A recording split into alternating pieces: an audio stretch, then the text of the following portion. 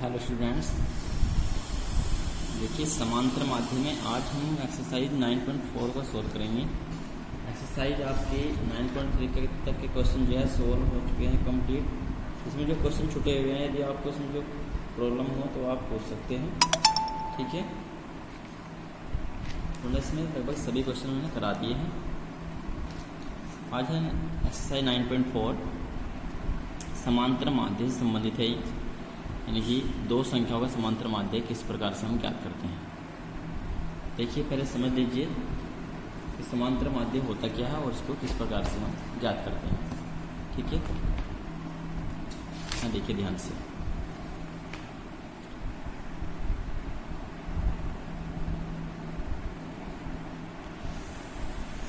देखिए, दो संख्याएं हैं, उनका जो समांतर माध्य हमें ज्ञात करना हो तो उन दोनों संख्याओं को जोड़कर उन्हें 2 से भाग कर देंगे, तो उन दोनों संख्याओं के बीच का समांतर माध्य हमें ज्ञात हो जाएगा।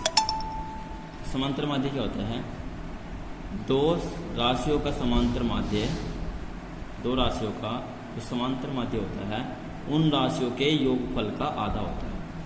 अर्थात यदि a व b दो संख्याएं हैं, तब a व b का समांतर माध्य a बराबर कैपिटल A से प्रेजेंट करते हैं, a बराबर होगा a प्लस b अपॉन 2, यानी कि दोनों संख्याओं के योगफल का आधा, ठीक है।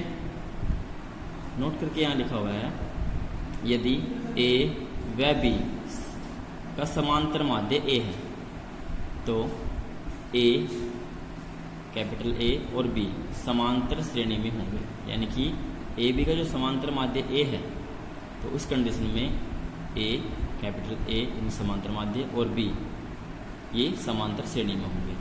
A जो है इन दोनों संख्याओं का मध्य पद होगा, ठीक है। जैसे यदि हमें फॉर एग्जाम्पल यहाँ देखिए, मान लीजिए हमें 4 और -18 ये दो संख्याएं हैं, इनका समांतर माध्य ज्ञात करना है। लिखेंगे 4 व -18 का समांतर माध्य a बराबर, ये जो है 4 प्लस -18 और अपॉन 2, तो a बराबर आएगा, यहाँ से सोल्व कर लेंगे, -14 अपॉन 2, तो a इक्वल टू कितना आएगा -7 जो होगा इन दोनों संख्याओं का समांतर माध्य होगा, ठीक है। यहाँ पर और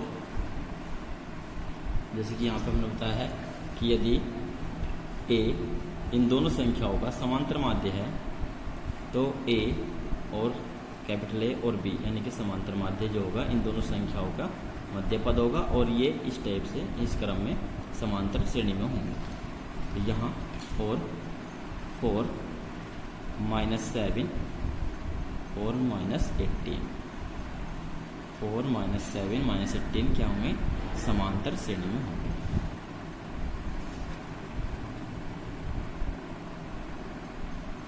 ठीक है। नहीं तो कैसे समांतर माध्य निकालते हैं? दोनों संख्याओं को ऐड करके उसे 2 से डिवाइड कर देंगे, तो उस दोनों संख्याओं के समांतर माध्य में ज्ञात हो जाएगा। और उस कंडीशन में जो समांतर माध्य है वो इन दोनों संख्याओं का मध्य पद होगा, और ये संख्याएं क्रम से समांतर श्रेणी में होगी। अब आगे समझिए नंबर 2 पॉइंट, दो राशियां या दो संख्याओं a व b के बीच n समांतर माध्य ज्ञात करना है। n समांतर माध्य का मतलब है कि एक से ज़्यादा, एक ज्ञात करना है तो दोनों को जोड़ के 2 से भाग कर देंगे, तो इनके बीच का समांतर माध्य ज्ञात हो जाएगा। और यदि हमें एक से ज़्यादा यानी कि 2 या 2 से ज़्यादा समांतर माध्य, 2 या 2 से ज़्यादा समांतर माध्य इन दोनों संख्याओं के बीच हमें ज्ञात करने हैं, तो क्या करेंगे? मान लिया a व b के बीच n समांतर माध्य क्रम से a1, a2, a3, a4 and so on an है, तब स्मॉल a यानी कि जो हमारी पहली संख्या है a1, a2, a3, a4 and so on an, और जो संख्या b a और b के बीच ये सभी क्या है? समांतर माध्य है।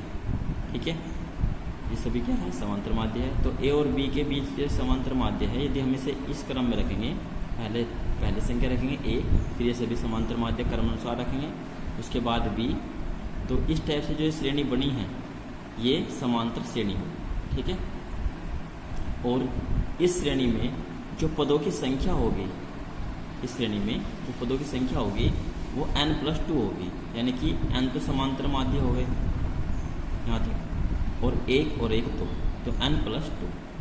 ठीक है, तो इस श्रेणी में जो पदों की संख्या होगी n+2, और n+2वां पद यानी कि n+2वां पद यानी कि अंतिम पद कितना है, यहाँ पे b है, तो n+2वां पद होगा इसमें b क्या है इसमें, अंतिम पद। n+2वें पद का फॉर्मूला आएंगे a plus n+2 - 1 into d equal to B.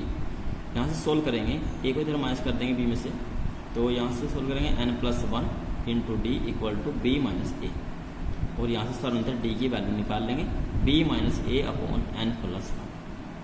चाहे तो आप इसे डायरेक्ट भी इस तरह से फॉर्मूला ये याद रखकर डी की वैल्यू फाइंड कर सकते हैं जब आगे हम क्वेश्चन सोल्व करेंगे। ठीक है, तो सरासर डी का मान क्या होता है, b माइनस a अपॉन जितनी पदों की संख्या है उसमें एक बड़े करते हैं, b minus a upon n+1, ये सरासर डी का मान होता है, याद रखना है b minus a upon n+1। ठीक है, अब इसके लिए हमें एक क्वेश्चन लेते हैं कि जैसे कि ये अभी समझा है, इसके लिए फॉर एग्जाम्पल एक क्वेश्चन लेते हैं। चलिए देखिए, ये एग्जाम्पल लिया हमने, एग्जाम्पल नंबर 2, ये आपकी एक्सरसाइज 9.4 में क्वेश्चन नंबर 5 है। ठीक है, देखिए 7 व 37 के मध्य, यानी कि 7 और 37 के बीच 9 समांतर माध्य निवेशित करने हैं, यानी कि इनको हमें ज्ञात करना है। ठीक है, तो 7 और 37 के बीच कितने माध्य पद ज्ञात करने हैं, 9। तो सबसे पहले हम मान लेंगे, माना 7 व 37 के बीच, जैसे कि यहाँ पे हमने आपको समझा रखा है, ए और बी के बीच n समांतर माध्य, यहाँ कितने ज्ञात करना है, हमें 9 ज्ञात करने हैं। 9 समांतर माध्य क्रम से A1 A2 A3 and so on A9 तक लेंगे। ठीक है, 7 व 37 के मध्य 9 समांतर माध्य ज्ञात करने हैं, इसलिए माना 7 व 37 के बीच 9 समांतर माध्य क्रम से A1 A2 A3 and so on, कहाँ तक, 9 तक, A9 है। ये 7 और 37 के मध्य समांतर माध्य है, 9 समांतर माध्य, A1 A2 A3 and so on A9 तक। ठीक है, इसलिए 7 A1 A2 A3 and so on A9 व 37 समांतर श्रेणी में होंगे।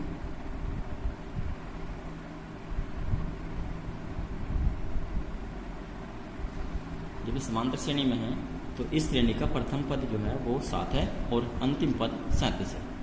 और अंतिम पद हमने अभी बताया था आपको, अंतिम पद होता है n+2वां पद, और n की वैल्यू कितनी है, यहाँ पे 9 है, यानी कितने समांतर माध्य है, 9 है।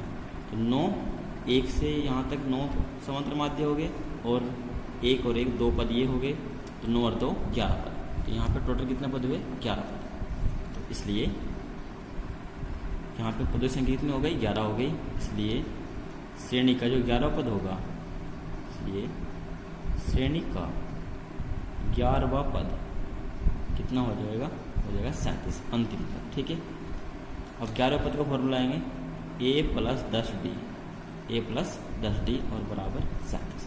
a की वैल्यू 7 है, तो 7 प्लस 10d और बराबर 37।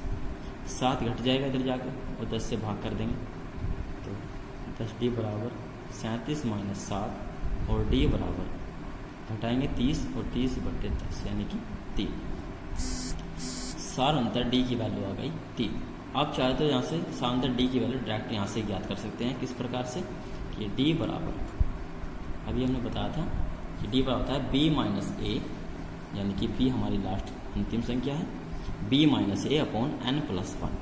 n की वैल्यू यहाँ पे, यानी कि n क्या है, n है समांतर माध्यों की संख्या, तो यहाँ से यदि हम डायरेक्ट निकालना चाहें तो ये हो जाएगा 37 - 7 और बटे n+1 यानी कि 9 + 1, 9 + 1 10, 37 में 7 घटाएंगे 30 आएगा और 30 बटे 10 यानी कि 3 आ जाएगा। ठीक है, इस तरह से भी डायरेक्ट आप निकाल सकते हो।